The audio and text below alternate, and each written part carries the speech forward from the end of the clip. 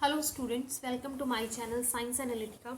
अगर आपने मेरा चैनल अब तक सब्सक्राइब नहीं किया है, do subscribe my channel first, ताकि जो आपकी अपकमिंग वीडियोस हैं वो आप बिना किसी प्रॉब्लम के देख सकें और आपका जो कोर्स है वो बिना किसी रुकावट के चलता रहे। So what we were doing was elasticity in solids, जिसके मैं मैक्सिमम टॉपिक्स जो है वो कवर कर चुकी हूँ, जैसे कि डिफॉर्मिंग फोर्स, स्ट्रेस हो गया, type of stress, strain, type of strain, वो चीज़ें हम लोगों ने पढ़ ली। हुक्स लॉ क्या होता है ना, देन मॉडुलस ऑफ इलास्टिसिटी क्या होती है, ये सब चीज़ें हम लोग ऑलरेडी डिस्कस कर चुके हैं। अगर आपने ये वीडियोस नहीं विजिट की तो आई वुड सजेस्ट कि आप ये वीडियोस जो हैं वो पहले विजिट करें, ताकि जो आज की प्रेजेंट वीडियो है वो आपको अच्छे से समझ में आए। So now today we are going to discuss about the stress strain relationship in a wire. ठीक है, अगर आप एक वायर को स्ट्रेच करते हैं तो किस तरह स्ट्रेस और स्ट्रेन की वैल्यू जो है हर पॉइंट पे वेरी करती है, उसके बारे में हम लोग थोड़ा सा डिस्कस करेंगे आज। Now we have plotted a graph here between stress and strain for the stretched wire under observation. Now ये जब मैंने क्या किया, ये हमने इस तरफ क्या लिया, स्ट्रेन लिया है। स्ट्रेन आपको पता क्या होता है कि जब आप डीफॉर्मिंग फोर्स किसी भी वायर पे या किसी भी बॉडी पे, इलास्टिक बॉडी पे अप्लाई करते हो तो क्या होता है, उसकी शेप चेंज हो जाती है। तो इसी जो चेंज होने को, चेंज इन शेप को हम लोगों ने क्या बोल दिया है, स्ट्रेन बोल दिया। और अब ये क्या है, ये चेंज परमानेंट तो नहीं रहता, क्योंकि बॉडी इलास्टिक इन नेचर है। वो कोशिश करती है, उसके अंदर एक ऐसी फोर्स प्रोड्यूस होती है जो कोशिश करती है कि मैं इस चेंज को रिगेन करूं, मतलब अपने जो कॉन्फ़िगरेशन को दोबारा रिगेन करूं और इस चेंज को ऑल्टर करूं। तो उसी केस में जो एक डिफॉर्मिंग फोर्स के अपोजिट एक और फोर्स जो जन्म लेती है, उसको हम लोग बोलते हैं स्ट्रेस। तो we are taking a wire under observation and plotting a graph between stress and strain. तो कुछ इस तरह का ग्राफ आएगा अगर आप देखें तो। अब इसके डिफरेंट पोर्शंस में हमने इस ग्राफ को डिवाइड कर लिया और उस पोर्शंस को हम लोग सेपरेटली स्टडी करेंगे। First of all the portion O A of the graph, अगर मैं O A of the graph की बात करूँ तो it is a straight line. It is showing that the within the elastic limit stress is directly proportional to the strain, यानी जितनी strain produce हुआ है उतना ही स्ट्रेस प्रोड्यूस हुआ।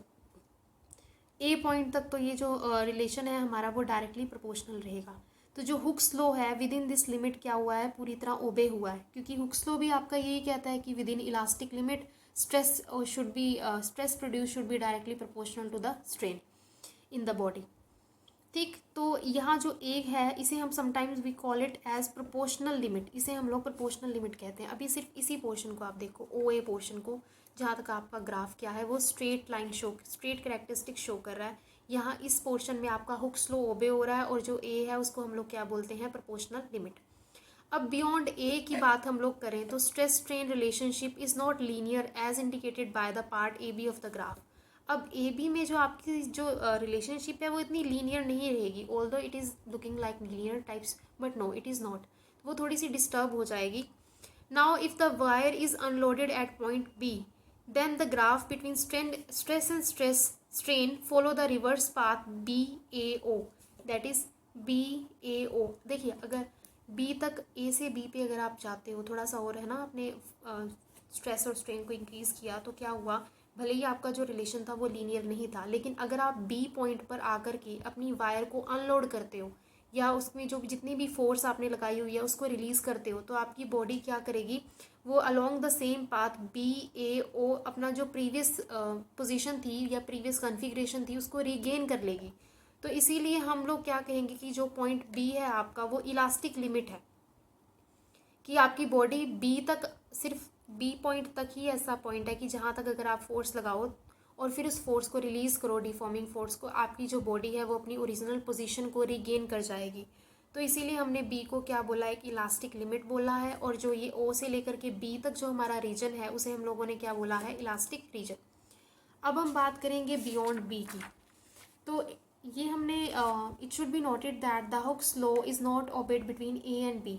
हुक्स लॉ आपका ए तक ही ओबे हो रहा है, बिटवीन ए एंड बी आपका हुक्स लॉ ओबे नहीं हो रहा, लेकिन okay there is an elastic limit till B. अगर मैं बात करूं बियॉन्ड बी की, तो जो आपकी ग्राफ है it is represented by the curve B C, where strain increases more rapidly than stress. अगर आप यहाँ बात करें, बी सी की बात करें, तो आपका जो लीनियर कैरेक्टरिस्टिक्स है वो डिस्टर्ब हो चुका है, और अगर आप यहाँ इस पोर्शन पे देखें तो आपका जो स्ट्रेन है वो ज़्यादा प्रोड्यूस हो रहा है as compare to that of the stress.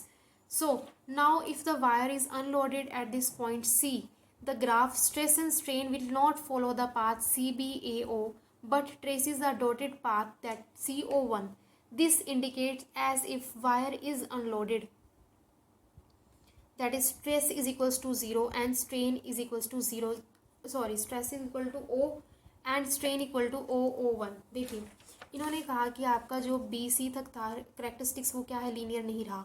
इस पॉइंट पे आकर के अगर आप अपनी वायर को छोड़ोगे है ना, अनलोडेड करोगे, तो जैसे बी पे तो तब क्या था कि जब आप बी पे अनलोडेड कर रहे थे तो ये अपना जो ओरिजिनल पाथ था उसको रिगेन कर रही थी, ओरिजिनल पोजीशन पे वापस पहुंच रही थी. लेकिन सी पे क्या होगा, जब आप अनलोड करेंगे या अपना जो डिफॉर्मिंग फोर्स है उसे रिलीज़ करेंगे तो जो आपकी बॉडी है वो अपनी ओरिजिनल कन्फिग्रेशन नहीं अटेन करेगी, बल्कि उसमें थोड़ी डिफॉर्मेशन आ जाएगी. क्यों? क्योंकि इस पॉइंट पे अगर आप देखें तो स्ट्रेस ज़्यादा है as compare to that of the strain. तो जो आपकी बॉडी है उसमें थोड़ी सी डिफॉर्मिटीज़ जो है वो प्रोड्यूस हो जाएंगी. तो इसे हम लोग, it means a permanent strain produce represented by O1. It is produce in the wire which is called as permanent set. The deformation in the wire is known as plastic deformation. Elastic nature होने के लिए ये ज़रूरी था कि अगर आप deforming force हटाते हो या आप वायर को अनलोड करते हो तो वो अपनी पोजीशन को, अपनी कॉन्फ़िगरेशन को विदाउट एनी चेंज दोबारा रिगेन कर ले, दोबारा उसी पाथ से वो अपनी पोजीशन पे वापस आ जाए. लेकिन अब हम यहाँ देख रहे हैं कि जब आप सी पोजीशन पर जा करके अपनी वायर को अनलोड कर रहे हो तो आपकी जो पाथ है वो वही CO1 जो उसे करना चाहिए था ट्रेस वो नहीं कर ली, बल्कि there is a change in the path. तो उससे पता लग रहा है कि उस पाथ को अगर हम स्टडी कर रहे हैं हमें पता लगता है कि जो उसमें स्ट्रेन प्रोड्यूस हुआ है वो ज़्यादा है as compare to that of the stress. तो इससे पता लगता है कि उसमें थोड़ा परमानेंट चेंज आ गया है, प्लास्टिक नेचर उसने थोड़ा सा शो कर दिया. So in the portion BC of the graph Hooke's law fails and the extension in the wire is partially plastic and partially elastic behavior. तो इसमें वायर का बिहेवियर पार्शली प्लास्टिक है, partially elastic है, लेकिन जो आपका हुक्स लॉ है वो इस पोर्शन में BC में पूरी तरह फेल हो चुका है. नाउ अब हम बात करेंगे beyond point C. The wire start showing increase in strain without any increase in stress. अभी तक तो क्या था कि स्ट्रेन थोड़ा ही ज़्यादा प्रोड्यूस हो रहा था as compare to the stress.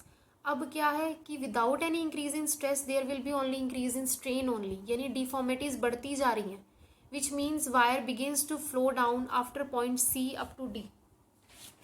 C से पॉइंट D पे अगर हम लोग देखें तो क्या हो रहा है, स्ट्रेन ज़्यादा बढ़ रहा है, स्ट्रेस आपका ऑलमोस्ट सेम ही रह रहा है, उसमें कुछ इंक्रीमेंट नहीं आ रहा, लेकिन आपका जो स्ट्रेन है वो बढ़ रहा है from C to D. So now this point C is called as the yield point, जहाँ आपकी जो वायर है वो फ्लो करना शुरू कर देगी, वो अपनी जो शेप है वो परमानेंटली चेंज करना शुरू कर देगी. Now the point beyond point D graph is a curve line that is DEF shows even if wire is unloaded at a little at point E, the thinning of the wire starts and the necks and waist are developed at the weaker portion of the wire, and finally the wire breaks which is shown by the point F.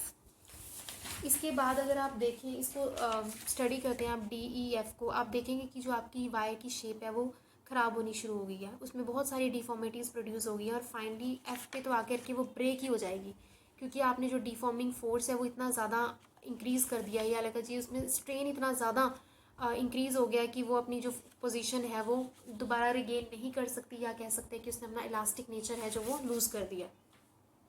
Now the stress corresponding to the point E is known as the breaking stress or ultimate stress. That is why point F is known as the breaking point. So this is all about the nature shown by the wire, or we can say we have studied the stress strain relationship.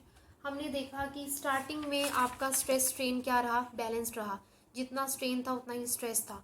जब आप थोड़े आगे बढ़े तो क्या हुआ, strain ने बढ़ना शुरू कर दिया और आपका स्ट्रेस उस अमाउंट में नहीं बढ़ा जो प्रोपोर्शनल अमाउंट में बढ़ना चाहिए था.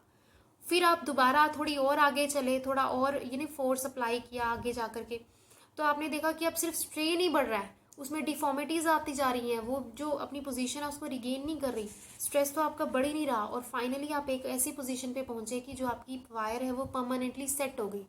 ठीक है, उसमें इतनी डिफॉर्मिटीज़ प्रोड्यूस हो गई कि वो अपनी जो इलास्टिक नेचर थी उसको लूज़ कर गई, और एक फाइनल पॉइंट F पर आकर के वो पूरी तरह ब्रेक ही हो गई. ठीक, तो this is all about the stress strain relationship. Now इसके बेस पे, स्ट्रेस स्ट्रेन रिलेशनशिप के बेस पे हम क्या करते हैं, मटेरियल्स की क्लासिफिकेशन करते हैं.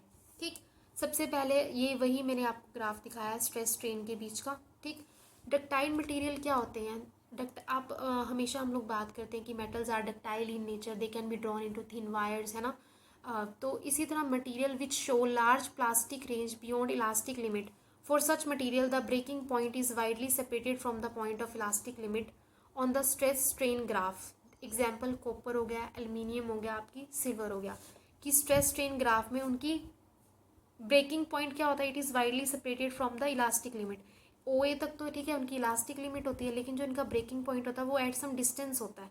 उसके बाद भी वो कुछ देर तक चलते हैं, उसके बाद उसमें ब्रेकिंग आती है, फिर वो टूटते हैं, एकदम नहीं ब्रिटल नहीं होते, एकदम नहीं टूट जाते वो।